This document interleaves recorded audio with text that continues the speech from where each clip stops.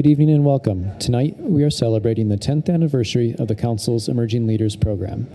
Please turn your attention to the screens for a brief video to honor the history of our emerging leaders.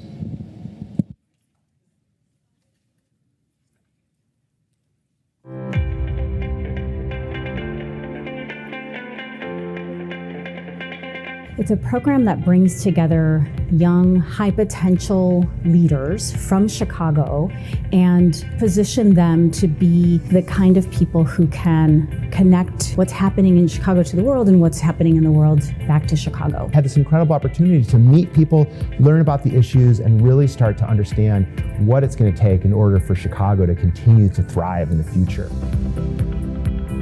It gave me an opportunity to hear how people who worked in the public sector, who worked in academia, who worked in the private sector approached different and difficult issues, and to get a sense of what they thought of in terms of solutions. The exchange of ideas, the great conflicts that happened around the table, the difference in thought and ideas and directions that we wanted to take things was really eye-opening and really challenging for me.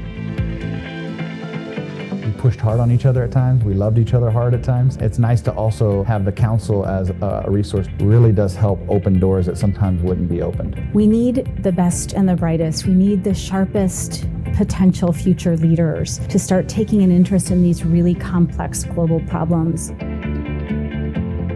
The reason I became a part of this community is I realized that I have a bigger purpose than just as an educator, that my community needs my voice to make action happen. The council prepared me to do that through really thoughtful research, discussions, and gave me the lens that I didn't have before. The council has continually been able to be a leading organization here in the city of Chicago, not only from a thought leadership standpoint, but also globally from a reputation that we're willing to bring together the right people, we're willing to question the way things done, and we're going to put together thoughts, ideas, and solutions for how to create a better world.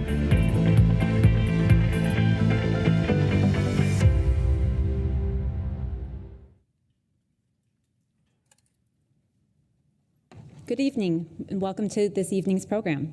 My name's Jennifer Peterson. I'm the Assistant Director of Next Generation here at the Chicago Council on Global Affairs. The Council is an independent and nonpartisan platform. We remind you that the views expressed by speakers are their own and do not represent institutional positions or views of the Council. This event is on the record and is being live streamed. Before we begin, please make sure to silence your phones. Following this evening's presentations, we will welcome questions from our audience. Our live stream viewers may put in their questions online by typing in chi.cnf.io. This evening, you will be hearing from 6 members of this year's class of the Emerging Leaders Program. As you just saw in the video, the program is committed to equipping young leaders to understand how what happens here in Chicago fits into the international landscape. As you also just heard, this year we're celebrating the 10th anniversary of the EL program. Of the 202 EL alumni, there are 2 congressmen, a member of this year's Time 100 list, a federal appeals court judge, and leaders of top nonprofits and companies. In short, ELs do great things to make the world a better place, and I have no doubt that this year's class will be at the forefront of big things happening here in Chicago and beyond. In celebration of this anniversary, we are raising $100,000 to ensure that this opportunity is available to all up-and-coming leaders. If you would like to give today, your gift will be matched. There are donation forms over here at the table to the side. Tonight's program is an opportunity for members of this year's Emerging Leaders class to share their proposals on how to approach an array of critical policy issues. These projects were developed over the course of the program year with feedback from council staff, including EL Program Advisor Cecile Shea. Now, it is my pleasure to introduce our speakers. Alex Cruz is president and partner at Market Strategy Group. Prior to this, she served as a Peace Corps volunteer in Mozambique and is in pursuit of her life goal of cooking a full-course meal from every country. Zach Brown worked at Milliman for 10 years, where he led a team to implement risk management strategies for insurance companies and pension plans. In collaboration with the Economic Awareness Council, he teaches financial literacy sessions at local schools. Silvia Beltrametti is a lecturer at the School of the Art Institute of Chicago and is a board member of the Arts Club of Chicago and the Lyrics Women's Board. She's also lived in Italy, Germany, France, and the United Kingdom. Tejas Shah is a partner at Franzik PC, where he specializes in immigration law. He's also fluent in 3 languages, an avid traveler, and the proud father of a 7-month-old. Michael Hubbard is currently a portfolio manager at Thrivent Mutual Funds. Prior to that, he served as an infantry officer in the United States Marine Corps in Afghanistan. And Malini Prakash Hart is a managing director in KPMG's Economic and Valuation Services practice. Nalini has also lived in a variety of countries, including Japan, Vietnam, Ethiopia, Italy, and India, and supports KPMG's Family for Literacy program to secure donations towards the Chicago's office goal of donating the 1 millionth book to children in the area by 2020. Now, please join me in welcoming our first speaker, Alex Cruz. Thank you, Jennifer.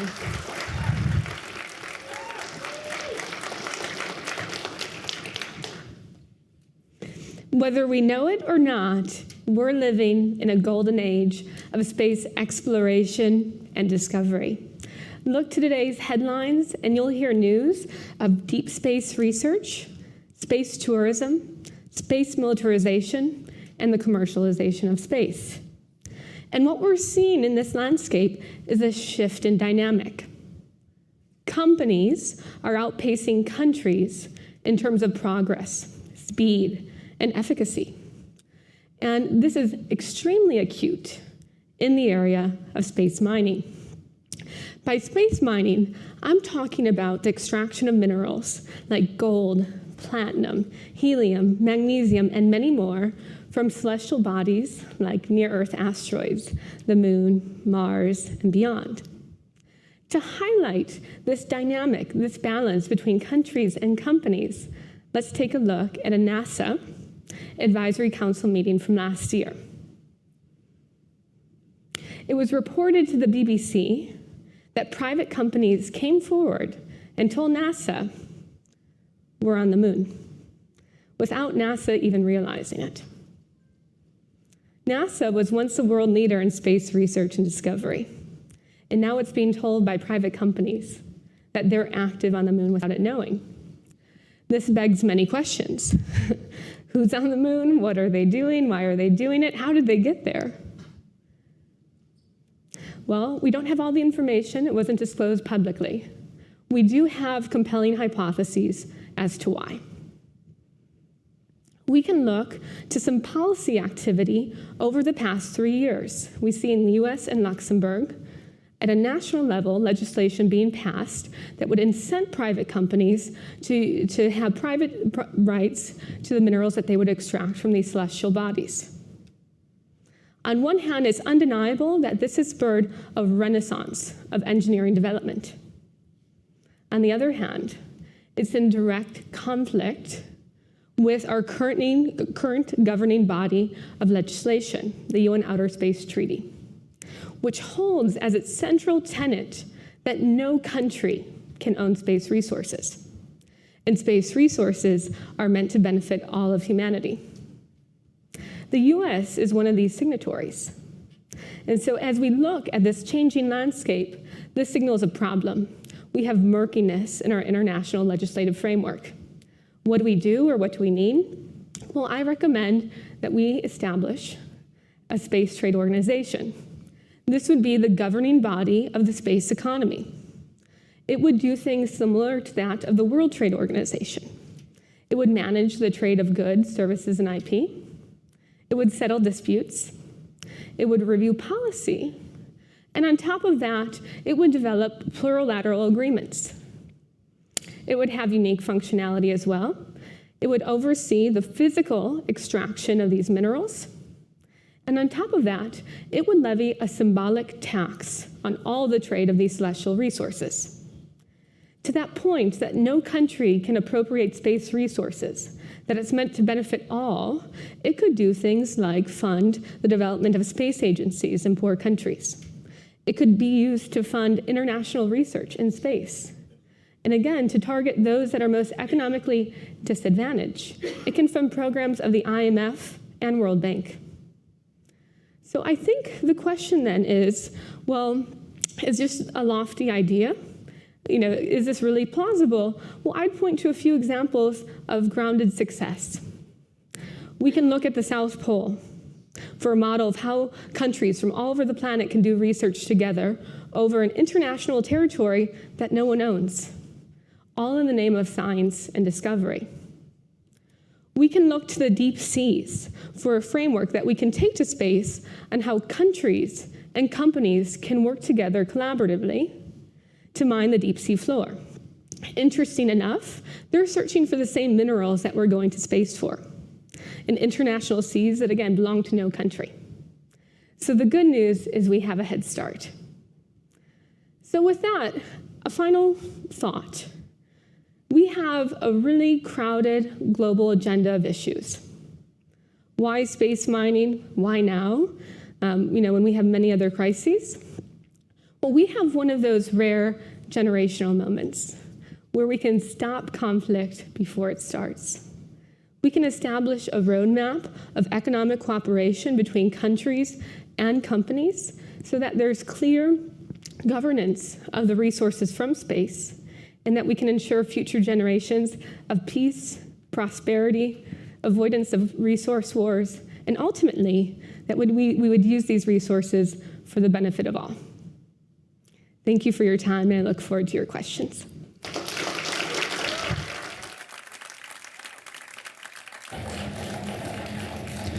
Please welcome to the stage now, Zachary Brown.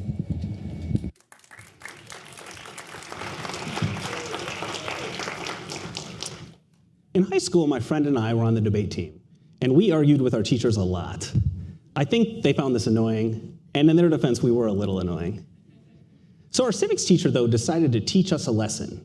He had us debate 2 other students, but he assigned us an unwinnable position because we had to defend the Board of Education in Brown v. Board of Education. In other words, we had to defend segregation.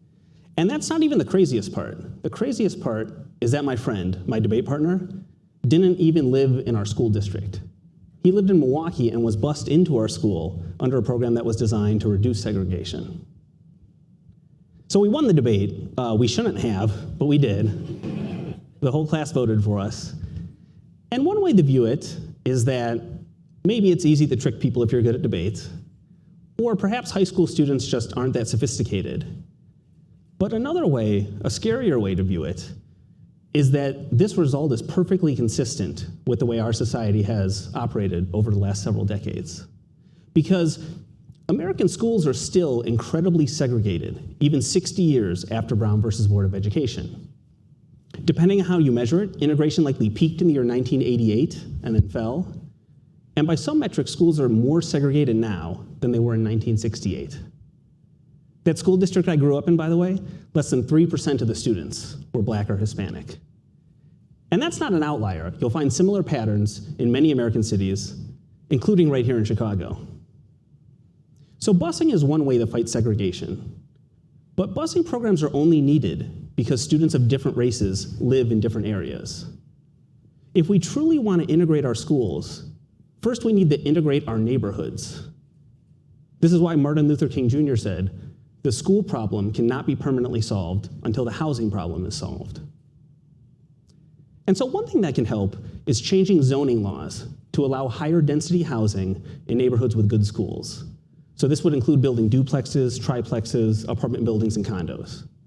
Because based on the laws of supply and demand, if we build more housing, it should decrease prices and make it more affordable for people to move into these neighborhoods. It can be tempting to view segregation as a problem enforced by a racist sheriff or a bigoted mayor. But today, segregation is often maintained by boring legal restrictions, like zoning laws. And in many affluent neighborhoods, there are rules that say the only thing you are allowed to build here are large single-family homes. This is a major reason housing is so expensive in these areas. It's not the free market, it's not the invisible hand. It's government regulation that creates an artificial shortage of housing, drives up prices, and makes it unaffordable for a lot of people to move into these neighborhoods.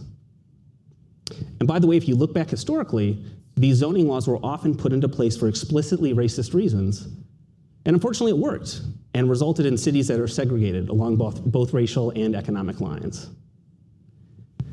There was a great article last year in The Atlantic by Matthew Stewart. He talked about schools in California. So there are over 5,000 public elementary schools in California, but the top 11 are all in the city of Palo Alto. These are public schools. They're free, they're open to anyone who lives there. So if you want to send your kid to one of the top 10 elementary schools in California, all you have to do is move to a neighborhood where the median home value is $3.2 million. Education reformers love to talk about school choice, right? This is real school choice. I'm going to choose to buy a $3 million home and send my kid to a really good school. Now, the thing is, Palo Alto is actually pretty liberal. I bet most people there say oppose Trump's border wall. But not all walls are made of bricks and steel. And if exclusionary zoning prevents people from moving into a neighborhood, then the neighborhood might as well have a wall around it. The good news is that we've seen successful efforts in many cities to change their zoning laws, allow higher density housing, and make housing more affordable. The most recent example was in Minneapolis. Last year, they not only rezoned the entire city to allow higher density housing, but also provided incentives for developers to make it more affordable. And this idea also has political momentum. If you think about it, it's a free market solution that reduces government regulation, and it's supported by Elizabeth Warren. So there's not too many policies that meet that definition. I think the biggest challenge will be convincing people who live in good school districts to allow more people in. And it's understandable they would be apprehensive. After all, the whole reason they might have moved there is that they want their kids to succeed. But we have to balance individual success with the overall health of our society. There's no point in our kids succeeding if they do so at the expense of fairness and equality. So yeah, we want our kids to go to good schools. But even more than that, we should want them to grow up in a prosperous and fair nation, one that affords each child, as Abraham Lincoln said, an unfettered start and a fair chance in the race of life. Thank you.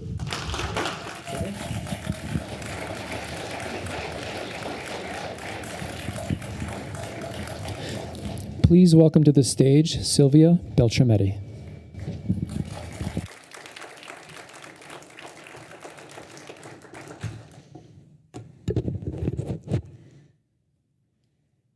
The US is virtually the only developed country that does not have a cabinet-level department in charge of the arts and culture. I'm advocating for the creation of such a department, which would provide a unified platform to protect and promote the arts and cultural heritage of the United States. Currently, the oversight of cultural and artistic activities is being performed by a number of federal entities, including the Department of State, of Education, of the Interior, of Defense, even NASA. But within those contexts, art-related programs are undervalued because they're peripheral to the mission of those departments.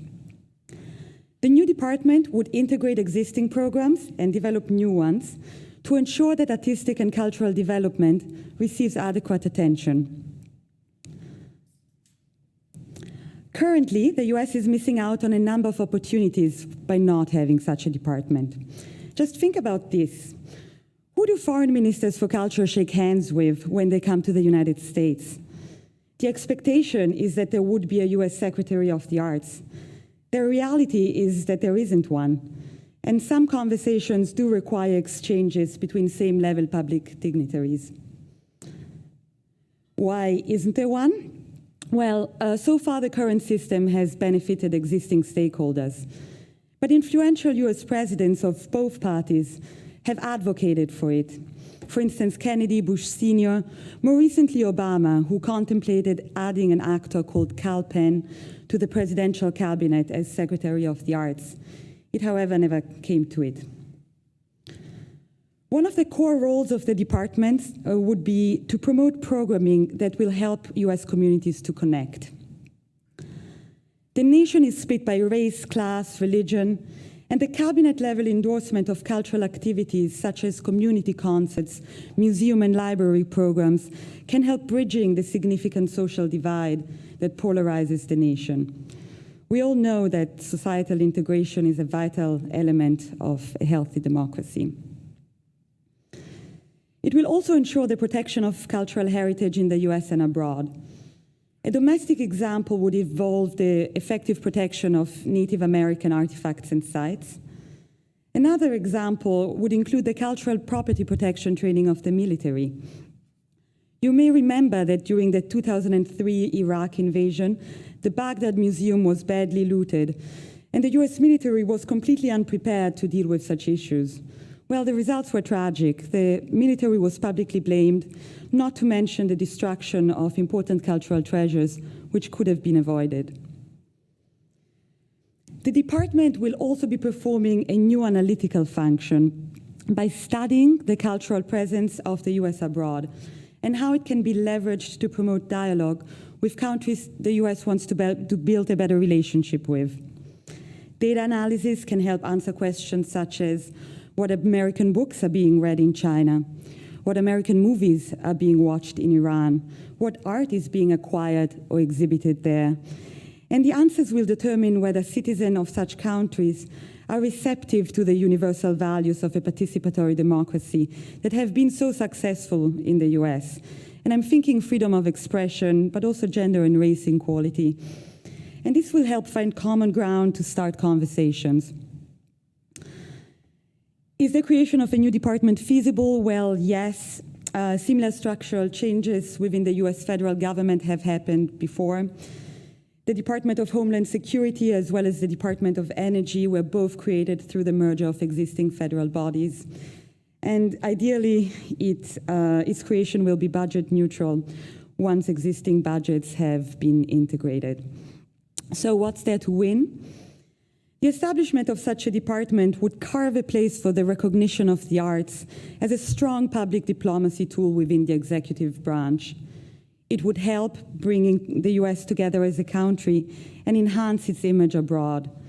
It would also promote the truly vast artistic landscape and the extraordinary cultural enterprise that the US has created. Thank you.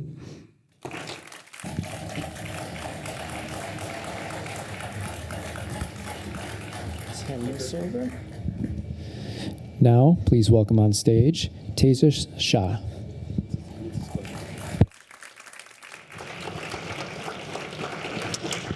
Ladies and gentlemen, we face a pressing challenge today: migration caused by climate change.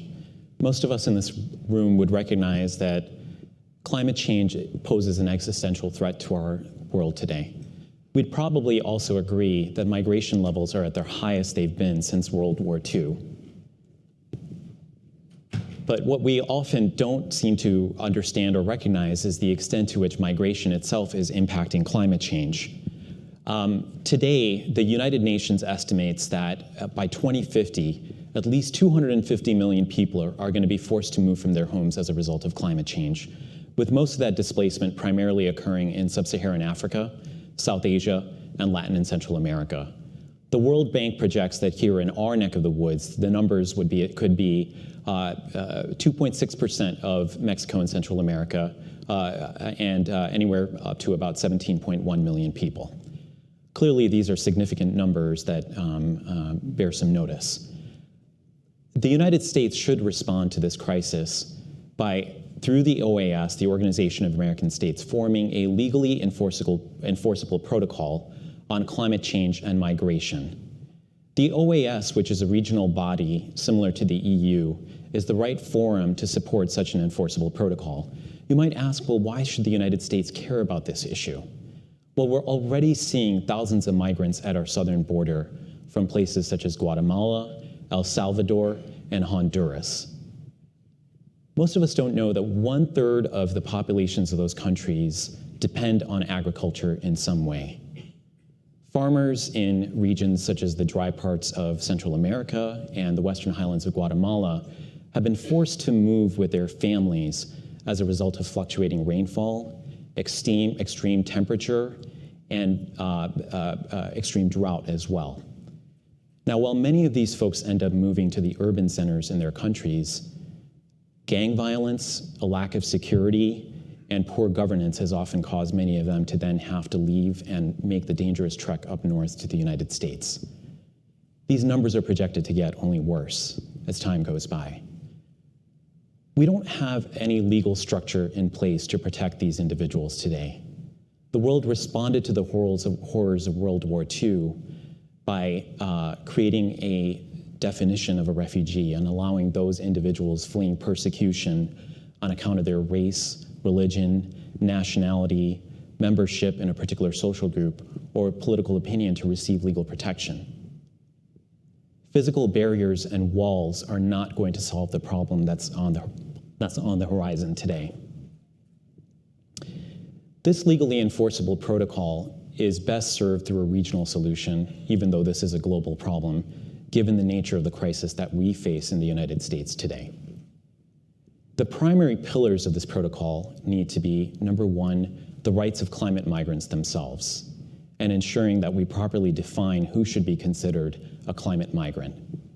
The second pillar of this protocol should be the responsibilities of the countries that are the biggest sources of migrants today, impacted by climate change. On the first issue, this is likely to be the most difficult issue associated with this protocol. Clearly, countries are going to disagree about who should be considered a climate change migrant. But we can recognize and understand that many countries today are losing significant portions of their landmass to climate change. And perhaps that provides a starting point for this definition. On the issue of ensuring that countries take appropriate steps, well, we can ensure that countries that need assistance, adaptive assistance, to help people involved with agriculture cope with these changes get the help that they need. We can also take steps to protect the housing and property rights of individuals who are displaced in their countries to ensure that their incentive to come up north is reduced. This OAS protocol would ultimately depend in large part also on financial assistance. This will be another significant issue that countries will need to put their heads together to resolve. There's creative mechanisms that can be identified to solve this issue. For one, perhaps a tax on the remittances that are sent home by climate change migrants could be used to help fund the cost of the assistance that would be needed. We could also bring in agencies such as the World Bank and the UNHCR to help address the issue. Ultimately, this is a problem that the whole world faces, but one that the United States itself needs to be focused on. Our core national security interests will be served by an orderly immigration system. Ultimately, this could be our modern version of the Monroe Doctrine, an opportunity for us to take responsibility for what's happening in our hemisphere and solve a major crisis. Thank you. I look forward to your questions.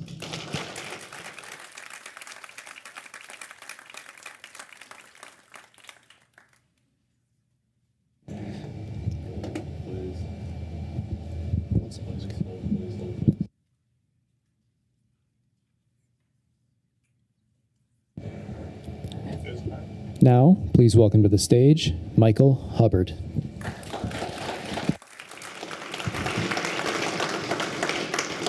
Good evening. I want to take you back to the year 1944. With the battles of Normandy and Guam over, the end of World War II was in sight, and roughly 16 million U.S. service members would be returning home, most to unemployment. In an effort to integrate these veterans back into society, President Roosevelt signed the Servicemen's Readjustment Act of 1944. This program was an incredible success. In fact, one study by Congress in 1988 found that for every dollar the US government invested in these returning veterans, they returned more than $7 to the US economy. That's an impressive return on investment by any standard. The Servicemen's Readjustment Act of 1944 was incredibly broad in scope. It provided money for education, it provided unemployment stipends, and it also provided guaranteed loans to buy a home, a farm, or a business. Unfortunately, over the last 75 years, this program has narrowed significantly in scope to what we know today as the GI Bill, which provides roughly $36,000, but only for certain types of education. We need to expand the GI Bill to allow veterans to use this benefit as capital to invest in starting and growing businesses. After World War II, 50% of returning veterans started businesses. Today, that number is 4%. Think of the impact that we could have by enabling an incremental 45% of veterans to start businesses. Think of the impact that it could have on our economy, on job creation, and in the local communities these businesses operate in. To put this in perspective, there are about 3 million post-9/11 veterans today that can start 150,000 businesses, create 5 to 10 million new jobs, and add $50 to $100 billion annually to the US economy. Here are some companies that I don't know, maybe you guys have heard of before. These were all founded by veterans. And this demonstrates that this program can not only be a success and beneficial to veterans, but to our economy and our country. We need to enable the next Sam Walton, the next Fred Smith, and the next Bob Parsons. Veterans today face two barriers to starting a business: access to networks and capital. When I say access to networks, I don't just mean to investors. I mean to customers, to employees, and to advisors. Remember that today, less than 1% of US citizens serve in the military, and we need to connect them back to the other 99%. Fortunately, there are a number of wonderful organizations that are tackling and solving this problem today. And by expanding the GI Bill, we can solve the problem of capital as well. Of course, significant positive impact doesn't come without a few risks. How do we make sure that people aren't taking advantage of the system? How do we set these veterans up for success? And how do we ensure that the value of starting a business is equivalent to the value of earning a degree? First, we require that all veterans submit a full business plan and be associated with a qualified organization such as a University Entrepreneurial Center or a fantastic organization like Bunker Labs. And finally, on the concept of long-term value, I want to share a personal story. As an undergraduate, I attended the University of Iowa's College of Business, which is a tremendous program, but I didn't receive a complete education. I received pieces of one. I got financial accounting, managerial accounting, marketing, options pricing, investments, but it wasn't until I wanted to start my own business and I had to write a business plan that I was forced to put all of these concepts together and truly understand what they meant and how they worked. It was through this struggle of starting to build a set of financial statements from a blank sheet of Excel that I finally truly understood the material. And it was this understanding that differentiated me from my peers and landed me my first job in finance. Lastly, I want to remind you of some of the traits that people who join the military have. Traits like determination, courage, and commitment. And in the military, these traits are not only honed, but they're added to skills like leadership, judgment, and bearing. These skills and traits combine to form a powerful combination that is well suited to entrepreneurship. We need to expand the GI Bill to allow veterans to use this benefit as a source of capital to start and grow businesses so that we can catalyze the next greatest generation of veterapreneurs. It's what our veterans need, and it's what the US economy needs. Thank you.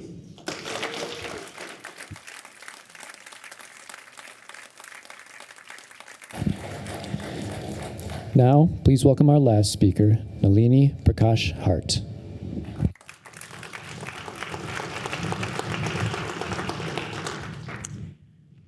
So I'd like to start out with a story about Joe. Joe is a homeless individual from Boston who spent years of his life on the streets, going from park bench to shelter, back to the streets. Joe is heroin addicted and also suffers from HIV. And taking his medication is complicated by the fact that his belongings kept getting stolen while he lived on the streets. After spending several years homeless, thanks to a program called Housing First, Joe was placed in permanent supportive housing where he has now lived for several years. I am proposing that the Department of Housing and Urban Development make the necessary investments in Housing First programs specifically to address the issue of chronic homelessness.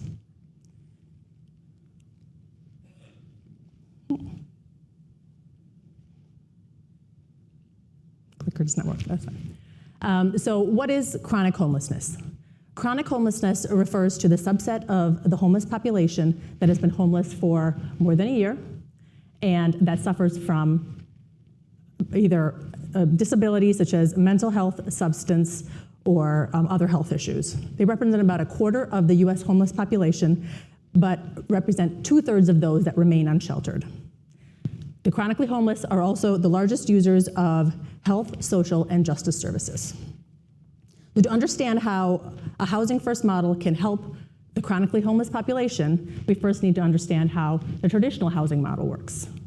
Under a typical housing readiness model, a homeless individual first enters a shelter, then they seek treatment for medical, behavioral, and mental issues before they are placed in transitional housing. Once in transitional housing, they need to demonstrate the ability to generate an income and maintain a landlord relationship before they're placed in permanent housing. As you can imagine, for an individual like Joe, this can create a problem because there are multiple points within the system where they fail and fall out and end up back on the streets. For Housing First, what it does is turns the traditional model on its head and does exactly what it says. It provides housing first. Under a Housing First model, an individual is first placed into permanent housing right away and then provided access to medical, behavioral, mental support systems and also job readiness support with the notion that life stability cannot be achieved until you have housing stability. To be clear, the end goal of a Housing First program is permanent housing. While the supportive services that I mentioned are provided, they are provided on a voluntary basis, and more importantly, are not the precondition to remaining in permanent housing. So then the question is, does it work? And the answer is yes. Several studies have shown that the long-term retention rate for individuals in Housing First programs is over 90% relative to a traditional shelter model. Even in cases of addiction and substance abuse, over 80% of the individuals stay housed greater than a year. Notably, the state of Utah, by investing in Housing First programs, was able to reduce its chronic homelessness problem by over 90% over the course of 10 years. So then you ask, okay, well, is it cost effective? And again, the answer is yes. Various studies have shown that there are savings over $10,000 to $30,000 per person per year by using Housing First models relative to traditional models. These savings comes from emergency services, from access to medical, legal, and other housing services, and intensive case management. So then as you think about this, you scratch your head and say, okay, it's cost effective, it works, so why don't we do more of this? And really it comes down to a few things. The first thing is the lack of political will. In order for Housing First to work effectively, it needs investments. In order for investments to be made, someone has to stand up and make a change to the status quo. So while the current model is ineffective and costly, it continues because no one is required to take any action to change things, and there is no political will at this point in time to make change. The second thing is it's often framed as a trade-off. You will hear stories about Housing First models in conjunction with shelters and Housing First increasing as shelters are closed down, but the reality is it's not a zero-sum game. We need Housing First models to address the issue of chronic homelessness, and we need traditional shelter models to address other homelessness issues. The last issue is one of unrealistic expectations. A lot of times you'll hear in our bootstrapping culture that individuals should be self-sufficient, and there's an expectation that these individuals can cover their rent. The reality is that individuals like Joe have significant problems and are not going to be in the position to be self-sufficient, and often will require support for multiple years, potentially even for their lifetime. Ultimately, I think it's the right thing to do to provide support for the most vulnerable and ignored in society. We already spend a significant amount of resources trying to solve this issue. So why not do it with a model that is cost-effective and has proven to work? Thank you.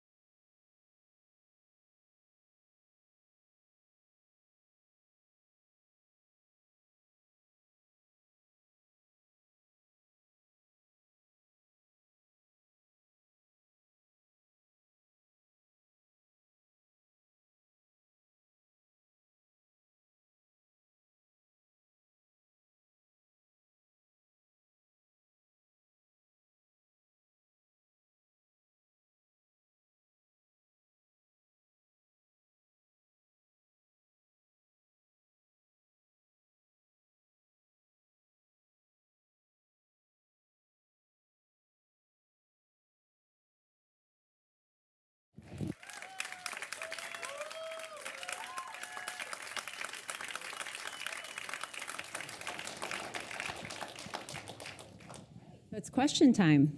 So I want to first remind you to wait for a microphone to arrive. We do have people watching on the live stream, and they won't be able to hear your voices if you are not speaking with a microphone.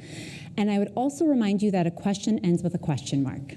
So who has questions for any of our 6 emerging leaders up here this evening? All right. The gentleman here in the lavender.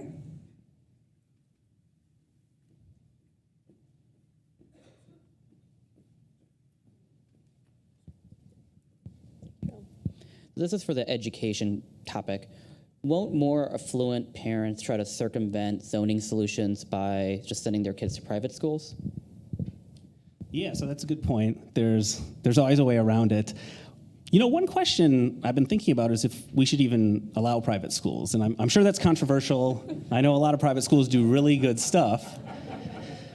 But I've been thinking, like, in society, we kind of have 2 spheres. Like, one is a group of stuff where rich people can buy like really nice stuff. And the other one is a sphere where everyone gets the same thing. So an example, last year, when the wildfires broke out in California, there was a lot of controversy because it turned out Kanye West had hired private firefighters to protect his home and only his home. And I think people weren't mad that like Kanye had a nice house. You know, they recognized that Gold Digger is one of the crowning achievements of Western civilization. He deserves, a nice house. He deserves a nice car. But maybe firefighters, like everyone gets the same firefighters. It's the same thing with voting, right? Like everyone gets the same amount of votes regardless of how much money you have. And I think there's a pretty good argument education should be in that sphere where everyone gets the same thing, because if we truly want our society to be a meritocracy where the thing that gets you ahead is hard work and intelligence, that only works if everyone starts from an equal starting point. And I think it's pretty hard to look at our current society and think everyone starts at an equal starting point. So one last thing that I found interesting, in the last 100 years, there is only one American president who sent their kids to a public school. And it's it's Jimmy Carter. Jimmy Carter. But, so it's interesting, like, does that affect the way our education policy gets made if politicians all send their kids to private schools? Great question. Anyone else? Adrian Ermer, the woman here on the aisle. Mm-hmm. Hi, this question is for Ms. Cruz. Do I need to stand? It's up to you, Adrian. I'm just wondering, to what extent does Space Force fit into your conversation? Just kidding. But space junk is a real thing, and nation states haven't been exactly great at cleaning up after themselves in space. And so just wondering what your research uncovered as it relates to that conversation and how perhaps that would fold into your proposal. No, it's a great question, and it's not fair to have to go after Zach ever. Yeah, that's true. He'll sing later. But the question of space junk and waste is really preeminent. I almost thought of shifting actually my topic to space waste management. Because before we can actually continue the exploration at the pace that we are, the junk that's out there is really jeopardizing our ability to do that. And so again, I think it's an opportunity for countries and companies to determine what is that financial imperative? How do companies capitalize on doing that? Because there's always, strong incentive models around doing that. So you're right, it's a big unsolved problem that lives in that same family, and maybe the Space Trade Organization could have additional functionality. Okay, we have a question from our online audience. This is for you, Tejas. While climate migration to the U.S. seems inevitable, what level of financial accountability does private industry have to the affected countries to create climate-resilient housing, et cetera? So I'm glad that I didn't have to go immediately after Zach Brown, by the way. So that's a great question. And I think, I do think that holding companies accountable for the role that they played in impacting the environment in some of these countries absolutely has a place in an agreement like this. And the funding mechanism that I talked about is something that could be fleshed out further. And there's room there to perhaps impose some sort of tax in connection with requiring corporations to clean up their behavior in some of those countries in exchange for their ability to continue operating in some of those countries as well. So I think that there's room to work that into the framework of an agreement like that. Whether it belongs as part of a government-to-government dialogue is a separate question. I'm not sure about that, but I think that there's room for that discussion as well. Great. Yes, Charlie. Hi. If I can go back. Wait till the microphone.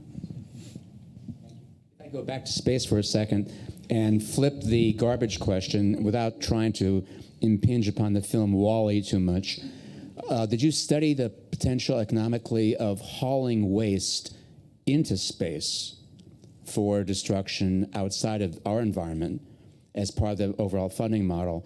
And how do you control the rise of not just global super companies, but intergalactic super companies? Both great questions. To the first, it's actually really hard to control space once the junk that goes into space, once it goes out into orbit.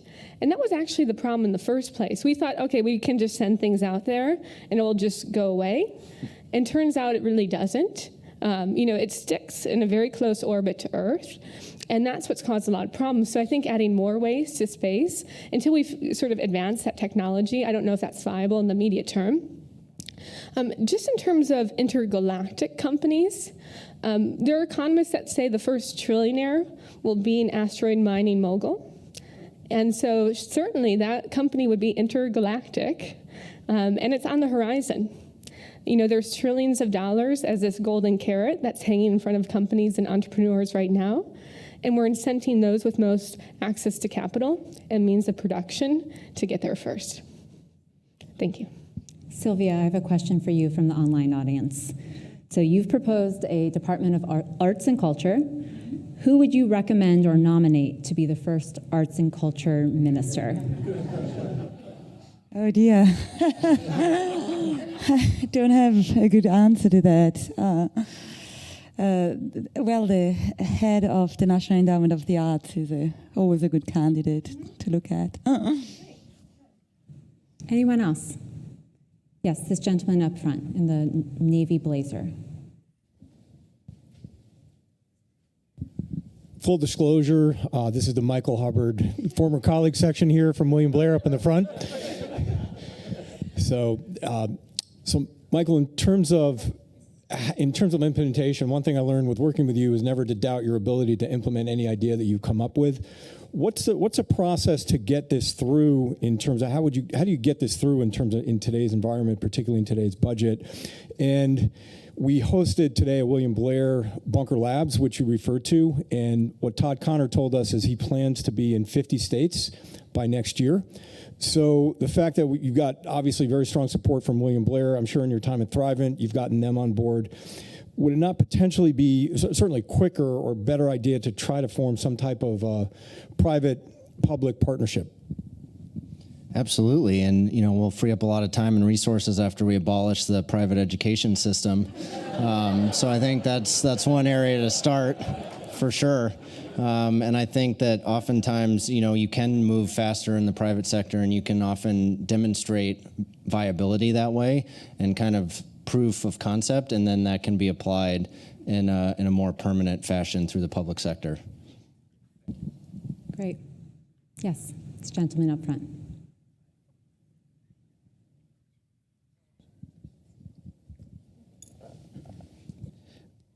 My question is for the gentleman who proposed redoing zoning to better integrate schools.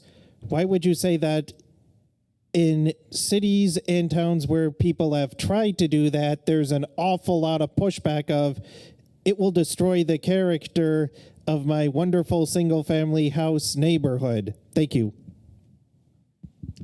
Yeah, I think you definitely see that.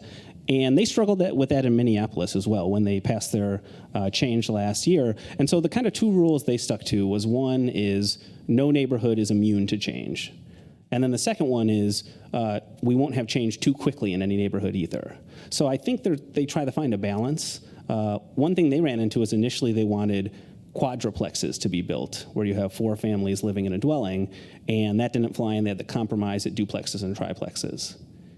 But I agree with you. I mean, people definitely get very protective of their communities, and so you want to involve all stakeholders. But I think you don't necessarily want to give people veto power if new people are trying to move into their community as well. I would be remiss if I didn't call on our esteemed advisor, Cecile Shea. Cecile's here in the center.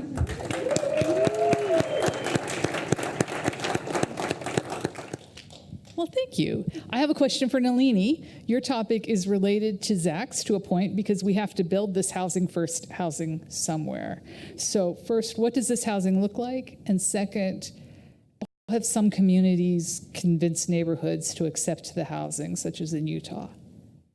Sure. So in terms of what the housing looks like, I mean, there's a lot of flexibility and there are different options because there is no one dictated model. It depends on the needs of the individuals and the circumstances of the community. So there is a blend of, dedicated housing that is just for individuals that are homeless. And then there's also housing within, buckets, just individual houses to serve different needs. So I think in terms of what the housing look like, it really depends on the needs.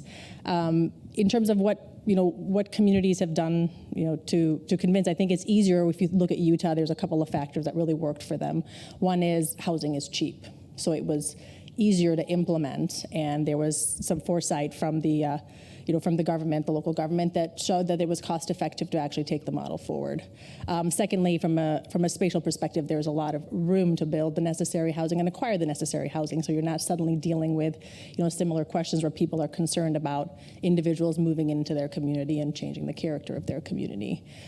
So I think that there is no one answer to that question. It really depends on where you're building it, and each individual location's problems with respect to addressing that issue are unique. But there's a lot of flexibility in the model, and the underlying baseline notion of providing the housing first on a permanent basis to provide individuals stability so they can then see a path forward to addressing their other issues that possibly contributed to their homelessness in the first place is really the underlying fundamental theory that has proven to work. Great. This gentleman here in the light blue in the back. Hi, and sorry to just keep going to Zach. All the topics are really interesting, but I have a 3.5-year-old, so I'm thinking about what you presented on very specifically. And separate from the specific conversation you had about building more dense housing in some of these areas, we had an experience of moving into a developing neighborhood and wanting, having a strong desire to be a part of the neighborhood and going to the public school and sending our kid there. We even met the principal, Dr. Manoni at De Diego Academy, loved her, she's awesome. Meeting the pre-K manager, meeting the teachers, everything seemed great. We're ready to do it. Even that, the school's in a predominantly Latino neighborhood, 91% of the school is low income, very different than how we went to school, but we're ready to do it, right? And then we're like, okay, so the school day is 8:45 to 3:45. And we're like, okay, well, so what do you do in the morning? Is there some sort of system in the morning to allow people to drop off earlier? And there's nothing that you can pay for, nothing that you can do. Okay, well, maybe you can figure that out, but okay, the day ends at 3:45. Okay, what's the system for the kids while parents are obviously still at work?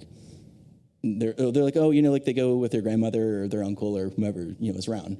So I would essentially have to have unemployed family members in the area to help take care of the kids every day after school, right? So no matter what you want in some of these situations, you feel like I'm now paying the crazy property taxes of Chicago, and now I'm going to pay a little Catholic school for my kids' pre-K, and I feel like I just have no choice but to be part of that invading horde in this neighborhood rather than part of the community, even though that's really what I want. Is there a discussion, when you were principal, is that something that you guys think about? Is there talk about those sorts of expansions to help those maybe borderline parents who are ready to do it and might lead others in there that would help build more community do that? Yeah, that makes sense. Just to clarify, I worked at a financial consulting firm, so principal is the partner level. But yeah, I think probably the same challenges you're facing, a ton of parents across the entire country are facing, that there's not paid childcare, there's, schools maybe don't have as flexible hours, or there's some way to do it better. And I think probably the way to solve that is through democracy, that if you get a lot of concerned parents and citizens whether it's something small like joining the PTA and getting involved with the school, or it's something at the local level or even the state level, I think it's just more people need to get involved. And like going back to private schools, I feel one of the challenges with that is if people just opt out of the system and say, well, I found this thing that works for me because I can just throw money at it, then those people aren't allied with the people who are kind of fighting these battles to try and actually change the system, and so you don't get anything done. Whereas if everyone's unified, maybe we could get some better democratic results. But I mean, I feel for you. I get it. I don't have kids, but it seems very difficult. So. All right, I'm taking the last question. So you've all gone through the majority of this program, so I'm going to give you a big question in a very little amount of time. You know how I love 20 seconds. How do you want to make the world a better place over the course of the next 15 years? Well, since abolishing private education's been taken care of, you're really putting me on the spot. In all seriousness, I think one of my aspirational goals is to do something to fix and make better the political system that we live in today. It's very polarizing. It pits us against each other, and I think there's got to be a better way, a better solution. So hopefully we can find it. And I think to Zach's point, the more we work together, the better off we'll be. So that would be mine.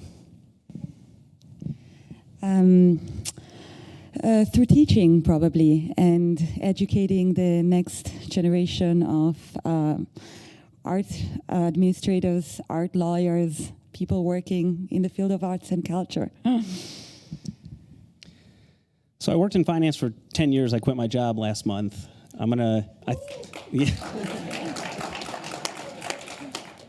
So we'll see. I'm thinking about a couple different things, but maybe joining a political campaign for 2020 I think could be good. The other thing is, I think it's interesting when people say, like, how do you want to make the world a better place? Everyone automatically assumes I'm going to go out and do more good. And maybe it'd be useful to also think, like, I'll do less harm. Like, what are you doing that's bad that you can stop doing? So I'm going to be really skeptical and thinking about that in my own life, too. After tonight, I'm going to go to space and pick up garbage.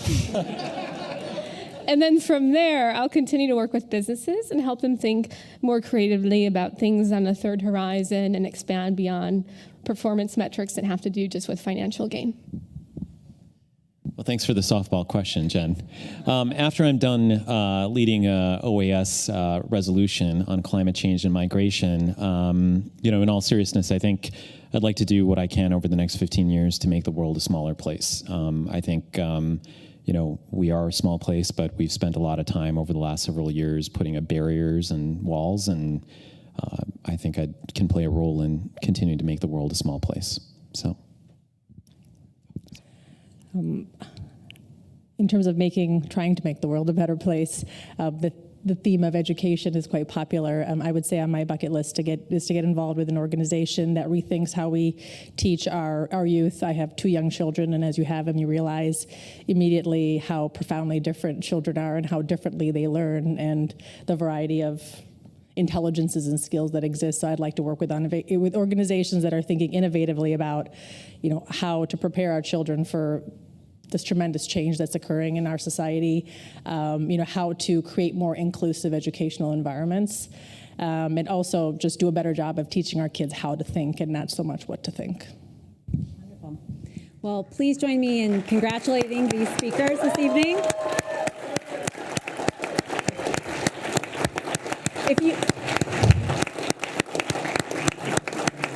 Look at that standing ovation. If you'd like to join us, we will be heading over to the St. Jane Hotel for a celebratory reception.